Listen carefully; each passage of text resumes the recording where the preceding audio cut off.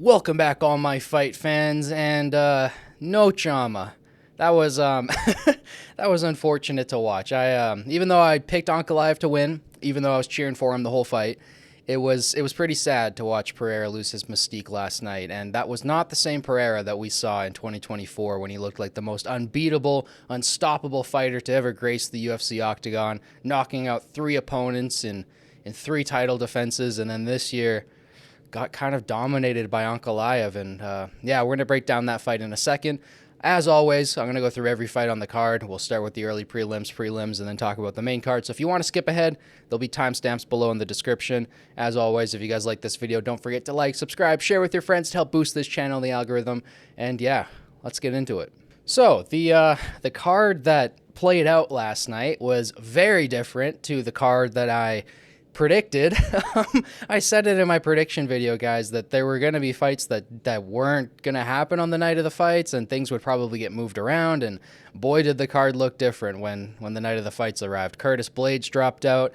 Hooker dropped out of the Gaethje fight literally the day after I put my prediction video out, so that sucked, but luckily Fiziev stepped in and we got a crazy fight in the co-main event. But yeah, this card, next time I'm going to release my prediction video a week before the fight, and hopefully that's good for you guys. I want to put it out early enough so people view it, and I want to put it out late enough so it's not like this time where the card's ridiculously different from what I predicted. But the first fight of the night, kicking off the early prelims, we had a middleweight bout between Djorden Santos and Ozzy Diaz. This was a fantastic fight. I think I predicted Santos to win this one. But Ozzy Diaz, man, with that jab, he just had the cleaner boxing in rounds in rounds 2 and 3, I should say. And yeah, he snuck out that win. I thought it was a very close fight, really good one. I thought it was probably going to be fight of the night up until that co-main event. But yeah, fantastic performance by both men. I think both of their stocks went up in this one. And yeah, Ozzy Diaz back down to 185. I can't wait to see what he does there. It's been 3 years since he's made that weight cut. He said it was the best weight cut of his life. Hopefully he does more at that weight class. So moving on, we have the prelims, which kicked off with a featherweight bout between Mairon Santos, who I watched on the Contender Series and was pretty hot about. He was 16-1 coming into this fight, or 15-1, something like that, versus Francis Marshall, who I didn't know a ton about, but boy, did he surprise me in this fight. This was a fairly back-and-forth fight, although I think Francis Marshall won all 3 rounds. It's hard to say, but somehow Mairon Santos got the decision, and that fight was probably the worst judged fight of the whole night. I think every fan, all the commentators thought that Francis won. I thought he did more throughout the fight, but Santos gets the nod there, and I think he improves to 16-1 now, keeping just that one loss. So we'll see what he does at featherweight. He's young. He's got a lot of power in his hands. I thought he was going to get the knockout in this fight, but he kind of got worked over by Francis, so we'll see what he does at featherweight. He's still got time to improve. Next up, we had a welterweight bout between Alex Morono and Carlos Leal. Usually, Morono is a good enough boxer to make a fight like this 3 rounds, even if he gets beat up the whole time.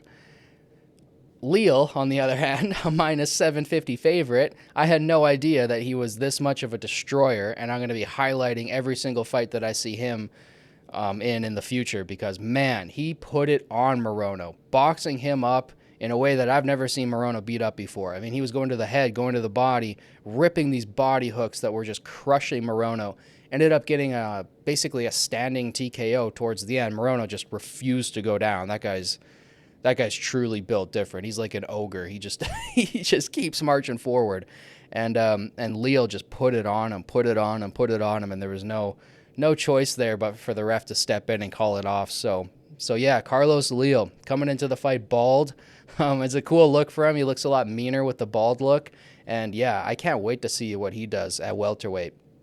All of these Brazilian strikers and knockout artists are coming out of nowhere. And I know if you guys have been fans of MMA for a long time and you guys watch Pride, you know of Shudo Box, and you know of Vanderlei, Machida, Shogun, Silva. There's been great Brazilian kickboxers forever. If I did a top 10 strikers in MMA history, probably half of them would probably be Brazilians. So Brazilians have always had great strikers, but I feel like for a while there was a lot of there's a lot of talk going around that, Brazilians only fight off their back. People used to think that, like, every Brazilian fighter was like Royce Gracie or Damian Maia. Even Charles Oliveira and Renato Moicano kind of pushed that narrative a little bit, even though Charles Oliveira and Moicano, they have striking as well. They're also very dynamic fighters. But just in the last couple of years, we've seen this explosion of Brazilian kickboxers and Brazilian knockout artists, from Pereira to the Fighting Nerds Gym, which we'll talk about one of their members in a second here. And, Silva and Prates are on the next UFC fight pay-per-view. So I'm excited to watch that one too. And Leal, you can add that name to the list as well. There's been so many great Brazilian kickboxers that they're really turning that narrative around, that Brazilians fight off their back. And I hope that there's some more Russian kickboxers that come into the UFC. We saw, unfortunately, Bullet lost this year, but it was a great fight between him and MVP. We saw Magomed Ankalaev winning basically primarily from striking last night. So hopefully more and more Russian kickboxers come to the UFC and kind of dispel the narrative that all Russian fighters just lay on top of you. So yeah, anyways, great performance by Leal. Moving on, we had a middleweight bout between Brunno Ferreira and Armen Petrosyan. Going into this one, I picked Brunno Ferreira to win by first-round KO because he has quite a few first-round knockouts. He's got a lot of power in his hands. And Armen Petrosyan was coming off of a knockout to Shara Bullet. And there was part of my mind that was telling me, like, how good Petrosyan is at kickboxing. Like, he's going to make this a tough fight. He might even be able to squeeze out a decision. In the second round, I thought perhaps that was coming, but Brunno just kept putting it on him, putting it on him. He had so much pressure in the first and second round that eventually led to him getting that submission, which was beautiful. He transitioned to a triangle and then adjusted it to an armbar, and it was a beautiful finish. I was not expecting Brunno Ferreira to get a submission finish, but terrific performance. I mean, his pressure is going to be a problem for everybody at this weight class. I like Petrosyan. He's a very calculated, technical kickboxer. He's flashy at times, but I just don't think he has that killer instinct to take the victory in the fight like Brunno Ferreira had in this one. So, terrific performance by him. Moving on, we had a flyweight bout. If this would have been in my prediction video, man, I would have been so excited about this one. Two fighters born in the 2000s. I'm also a 2000 baby, so it's cool to see these kids that are younger than me fighting. And yeah, flyweight bout between Joshua Van and Rei Tsuruya. I'm a big fan of Rei. I'm also a big fan of Tyra, and to watch Tyra lose his O, that kind of sucked. It was a split decision that was very close. You could have called it for Tyra. But then to watch Rei lose this one, again, another close fight, losing his O. I hate when fighters lose their O. I know some people really like it. They always want fighters to lose their O. They're like, I can't wait for somebody to break that goose egg. But for me, I like it when fighters are undefeated, get the title really, really young, defend like 25 times in a row and beat all of the records. That's what I want to see in the UFC. So I was kind of hyped on Rei Tsuruya, and not that I think that he gave a bad performance, but that kid needs to go to Thailand and work on his kickboxing, because in this fight, his striking was abysmal. Chin in the air, just 1-2s really down the middle, a lot of pulling back. It might have worked on somebody older and slower, but against Joshua Van, it wasn't enough. From Myanmar, Joshua Van has such great kickboxing, man, and he brings it. He always steps forward, always throwing leather, and he just walked Rei down. Even though Rei shot 20 takedowns throughout the fight, a lot of them were really good. Great entries. I think he would have finished those takedowns on most people. He only landed about 3 of them. Couldn't hold Van down at all. Didn't really do much with them. So I totally agree with the decision going to Van. Although it was a close fight, I think both of these fighters are still incomplete. I think Van's a little bit more complete in his game, but Rei, he's got so much potential. Out of the two of them, I think he has the most potential because his wrestling is so high level. He hit an arm throw that I thought was one of the most beautiful arm throws I've ever seen in the UFC. And yeah, if he figures out the striking, if he goes to Thailand for a year or two and really gets the kickboxing down, that kid is probably going to be a future champion. And he's only 22 years old. So in 2-3 years, we could see him build back up. And at that point, he'd be 25, which is how old Tyra is now. And who knows, maybe either Tyra or Rei could be a potential champion at 125. I would love to see a Japan fight in Japan of Rei versus Tyra and maybe some other Japanese fighters on that card.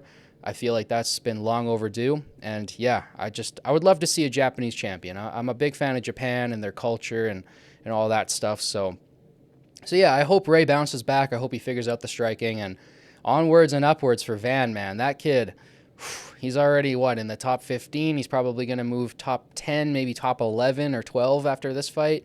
I hope he gets a big fight after this one, and yeah, maybe Absu or whoever just lost to Manel Kopp. Maybe that would be a good fight to make next, since that was an up and coming contender who kind of got upset there by Kopp. Maybe you can do him versus Van for the next fight. But moving on to the main card.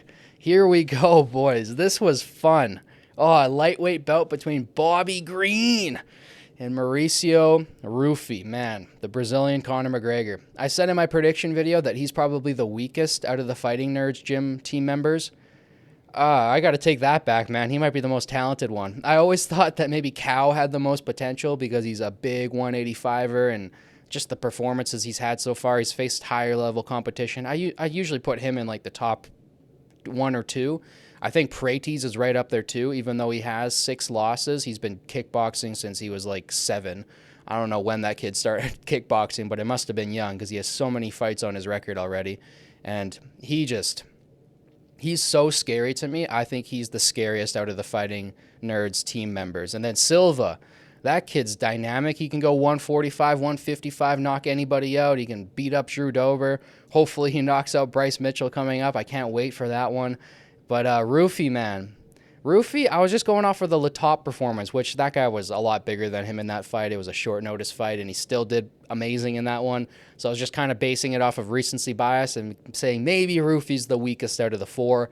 But, man, coming out against Bobby Green in the first round and hitting a spinning wheel kick to knock him out clean. No follow-up shots or nothing. Man, that's going to be knockout of the year, I think. That's going to be hard to top. I don't know if anybody's going to top that this year. That was an elite showcase of skill, and I can't wait to see what he does at 155. I think matching him up with Bahamondes would be good because Bahamondes also had a great performance this night, and probably Bobby Green and Jalin Turner, matching those two up might be good, but we'll talk about Turner in a second here because his future is undecided at the moment. But yeah, man, I can't wait to make that video about the Fighting Nerds gym. It should be out in a couple weeks here because, yeah, I want to get it out right before 314. I could wait until after Silva and Prates have their performances, but these guys fight so damn often. If I keep doing that, if I keep postponing it, this video will never come out. So I'm going to release it in the next couple weeks here, and we'll detail kind of the history of the Fighting Nerds gym. How are they knocking everybody out? Why are they so good, and where might they go in the future? Do they have multiple future champs? Because I think they might, especially after this wheel kick performance by Ruffy on Green. Oh, that was delightful to watch. I'm not really a big King Green fan, so watching him get KO'd was awesome. Next up, we had the only boring fight of the night. I thought this was going to be a barn burner because these two women have so much power. They usually fight more aggressive than this, but we had the number 5 ranked Amanda Lemos versus the number 7 ranked Iasmin Lucindo, and I picked Lemos to win this. She did end up winning it, but not by first round knockout like I predicted. That power just wasn't there. She just basically held her down the entire fight and laid on top of her. I think in the 3rd round, they might have ended the fight 5 seconds early, which, if that's true, that's hilarious because somebody was just like, okay, get this over with. We want the next fight. But yeah, that was a boring fight. I don't really have too much to say about it. Lemos, I don't want her to challenge for the belt. I think it just kind of goes the same way. She's a great fighter, but there's just 1 or 2 other fighters in her weight class that are just better than her, and I don't really see her overcoming that hump. As far as Iasmin, I think it's a good learning experience. She's still very, very young. I think she's the same age as Joshua Van, but has more fights than Van and Ray combined. She has so many fights for her age, and I think she's still going to do great things in this sport. She's a little bit tiny, but, at 115, we'll see. We'll see what happens with Weili. We'll see what happens with that division. But I hope she does great things in the future. I really like her. And then moving on, we had the lightweight bout between the 13th ranked Jalin Turner versus Ignacio Bahamondes from Chile. And this was a fun one, man. Oh, I was not expecting a submission, though. I was expecting a knockout, or I called it as a decision for Bahamondes because I thought these two would be more equal in skill. I thought, they're both around the same height. Turner's got really good hands. He's fairly decent at keeping things on the feet and fending off submissions. But, Yeah, as soon as this went to the ground, I saw Bahamondes setting up that triangle, and I'm like, is Turner gonna like make an effort to get out of this? Is he seriously gonna let this slip on? And then it slipped on, and then the next thing I know, he was tapping. And then I saw him kind of when they're, the refs holding both of their hands ready to call the fight. I was kind of reading Turner's face, and I'm like, ooh, this isn't looking good. I think he just crushed his spirit more so than his body. And yeah, apparently he took his gloves off. Apparently he retired, and he's only 29 years old.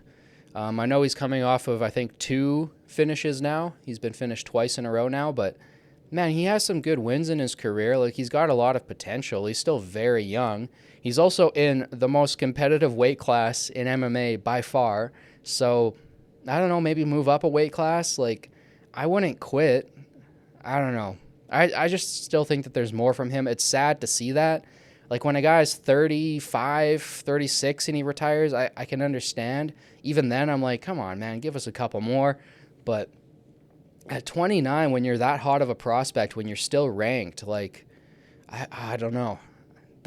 I'm not even a big Turner fan, but that just rubbed me wrong. I hope he's back. So yeah, moving on, we had the co-main event, the lightweight bout between the 3rd-ranked Justin Gaethje and the 11th-ranked Rafael Fiziev. And this was basically the same fight over again. It was just a copycat fight. Fiziev looked a little bit better in this one. He got a takedown in the first round. He won the first round in the first fight anyways. Second round, Gaethje pours it on a little bit more, steals that round. Third round, Fiziev looked better in this rematch at the start of the round, but Gaethje took over in the third round. Fiziev gassed a little bit. Understandable for taking the fight on whatever it was, like 11 days notice or whatever. But yeah, I thought he did a fantastic job and really brought us a great fight.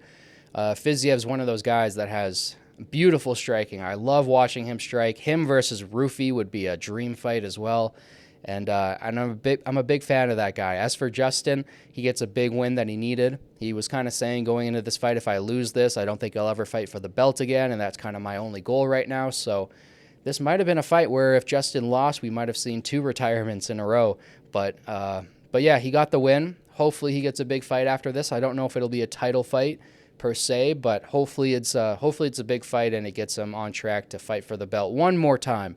I think if Islam's champ, he doesn't really have a shot, but hopefully Islam moves up before then. Hopefully Islam defends like one more time at 155, moves up to 170, and then maybe Gaethje can fight for a vacant belt. That would probably give him the best opportunity to win that belt and put that capstone on his career as one of the greatest of all time. So I don't think he needs a belt to do that. I think he's already one of the GOATs, but yeah, terrific performance by Gaethje, and I can't wait to watch his next fight, as always. Moving on to the main event. Here we go. The big boys. The light heavyweight title bout between Alex Pereira and the number 1 ranked Magomed Ankalaev. And yeah, going into this one, Pereira was a slight favorite, minus 120. Odds were very close. I think most people were betting on Pereira. I think there was some big money on Ankalaev. I don't know exactly how the betting was. I don't bet myself, but I had picked Ankalaev to win this. I picked him, I think, by decision, I think is what I went with, so I think I got this one right. I think out of all the fights, the only one I really got wrong, well, methods I got wrong a couple times here, but the only one I really got wrong was Fiziev. I thought Fiziev might have been able to do it, but yeah, I should have picked Gaethje, especially coming off of a year layoff there. I just thought with the 2 KOs, the 2 recent KOs for Gaethje, maybe that would lighten his chin up to be checked by Fiziev, but I was wrong with that one. The other 4 fights on the main card I got correct, though, so that's always sick when you call fights right. This one I was surprised that I got right, though. I was leading up to fight week. I kept shifting over towards Pereira. I'm like, damn, man. He's got so much mystique, so much confidence, so much power in those hands.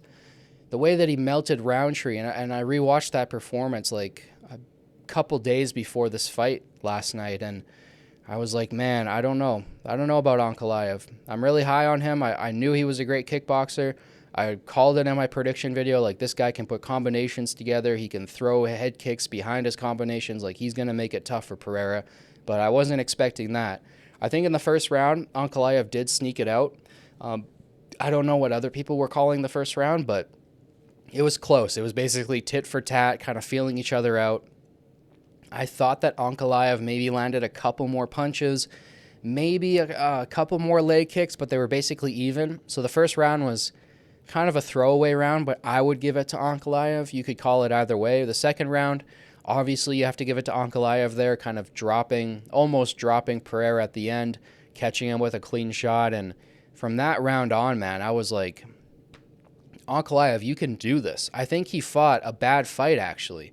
I thought Pereira, I don't know, because people are saying, well, he was hesitant and he was timid. I don't know. I think it might have been the threat of the takedowns. I think it might have been the threat of the punches. I don't think Pereira was injured, and I don't think he fought badly, per se. I think that was a good version of Pereira. I think Ankalaev was that difficult for him, that dynamic. I think Ankalaev had a bad performance because the whole night I was looking at Ankalaev and I'm like, dude, if you let your hands go, you can knock him out right now. Like, you have the precision, you have the length, you have the power in your hands to knock him out. And I think he's a better boxer. When he was cutting angles and, shifting away from Pereira's jab and then landing counters behind it, I'm like, dude, you can see it. You have him figured out. I know you're cautious about that left hook because it can shut anybody's lights out, but I seriously thought rounds 3, 4, and 5, Ankalaev had every opportunity to just let the hands go, put together some combinations, and I feel like he could have knocked Pereira out.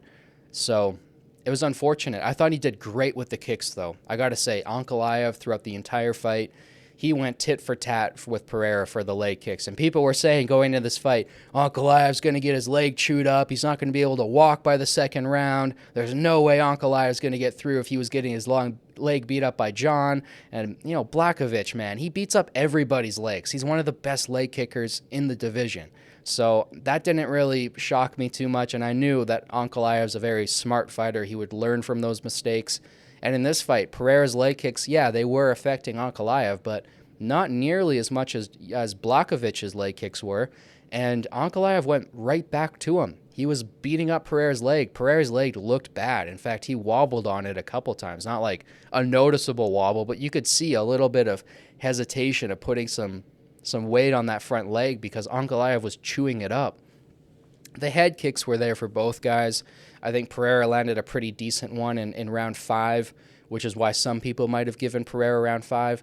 I think you can give Pereira rounds maybe 3 and 4, but I would probably give Ankalaev 1, 2, 5, possibly 4. I think I had it 4-1 for Ankalaev, but it was a hard fight to call, man. It was back and forth. Ankalaev definitely won round 4. Now I'm remembering it correctly. He pushed him up against the cage the entire round, so he definitely won that round. I don't think you could argue that for Pereira at all, actually. But yeah, that was a dominant round by him too. Way to switch up the strategy, like mid-fight. Just win a round easily. Just push him up against the cage. Pereira really couldn't do anything about it. And Ankalaev was landing knees in close. He was going for the takedown at times, but Pereira has fantastic takedown defense, and he's legitimately like a big, strong dude that's very hard to take down. He's got a great base, so I wasn't really surprised that Ankalaev couldn't take him down, especially because Ankalaev's not a wrestler. He's a kickboxer. I know he's Dagestani and all that, but he's never really used wrestling as his primary option or even really as a secondary option. He kind of goes to the clinch and holds people there, and he'll land his shots in close.